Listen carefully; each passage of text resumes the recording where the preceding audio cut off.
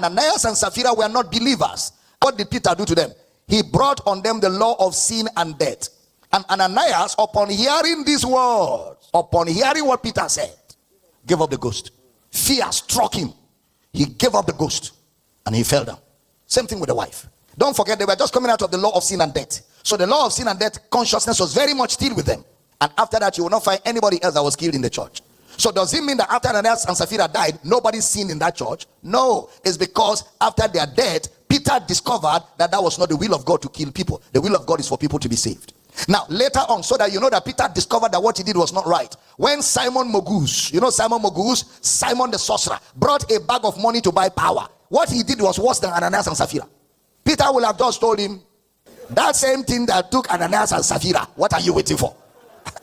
Peter looked at him and said, your money, you can see that Peter wasn't happy with this one. Thy money perish with thee, because thou hast thought that the gift of God may be purchased with money. That's a good place for Peter to say, die. Then what did Peter say? Next verse. Thou hast neither part nor lot in this matter, for thy heart is not right in the sight of God. This is a rebuke and a correction. Look at the correction. Next verse. Repent therefore. Why didn't he say that to Ananias and Sapphira?